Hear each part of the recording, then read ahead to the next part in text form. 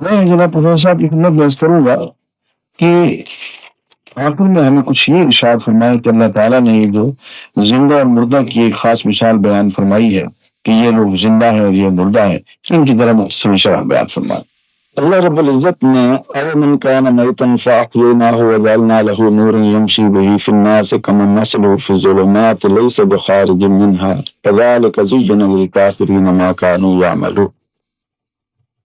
ان آیات میں اس حقیقت کو واضح کیا جا رہا ہے کہ حقیقی زندگی ایمان ہے،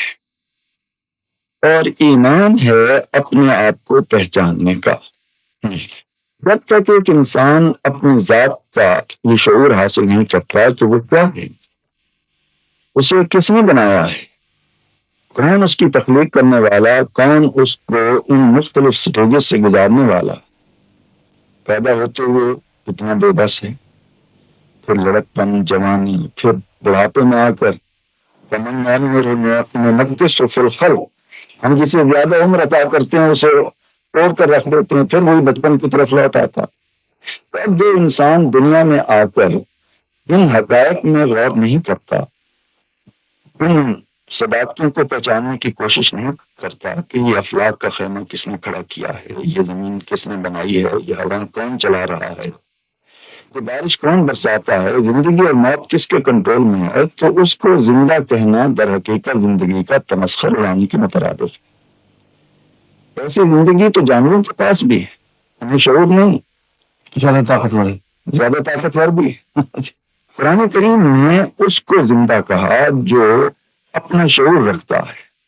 اور اپنا شعور اسے ہے جو اپنے پیدا کرنے والے کو پہچانتا ہے۔ اسے اپنے پیدا کرنے والے کا تعارف حاصل نہیں ہے، جو اپنے خالق و مالک سے تعلق نہیں رکھتا۔ اور ہم اگر تاریخ انسانی کا مطالعہ کریں تو لوگوں کی گمراہی کا سب سے بڑا سبب یہی نظر آتا۔ انہوں نے اس چند روزہ فانی زندگی میں اپنی خواہشات کو اپنا ایمان بنایا، اپنی خواہشات کو ہی اپنا قبلہ مان کر انہوں نے یہ سمجھا کہ ان ہی الا حیاتنا الدنیا نموت ونحیا وما نحن بمبعوثین،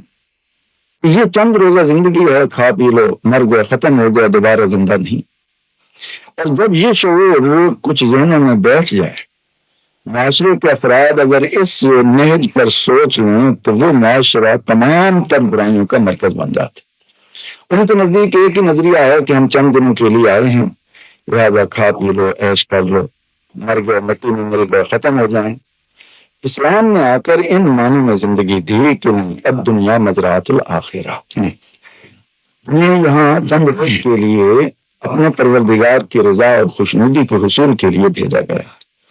اور اس ضمن میں قرآن کریم کی یہی آیات یہ بھی بتا رہی ہیں کہ عموماً ہر بستی، ہر قریے میں جو سرکردہ افراد تھے وہ اسی نہج پر چلے، تو کمزور اور ناتواں لوگ ان کی دیکھا دیکھی انہوں نے بھی زندگی کی معراج یہی جانی، وہ بھی ان کے پیچھے آنکھیں بند کر کے چلیں۔ ناظرین، آج کے پروگرام کا وقت ختم ہوا، چاہتے ہیں واخر دعوانا الحمدللہ رب العالمین۔